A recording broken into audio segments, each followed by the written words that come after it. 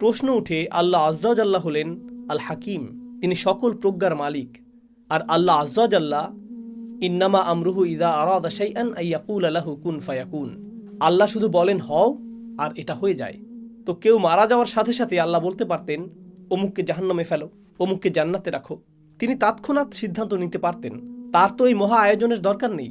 তাকে তো আকাশ খুলতে হবে না, ফেরেশতাদের প্রদর্শন করতে হবে না, এরপর সিংহাসন আনতে হবে না, এরপর আমাদের সমস্ত আমলগুলো গণনা করতে হবে না, আল্লাহকে তো ভালো মন্দ গুনতে হবে না।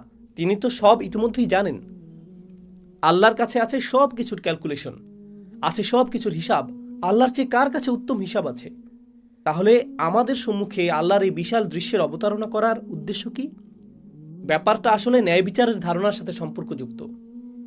এই দুনিয়াতে মানুষ যে বিষয়গুলো চায়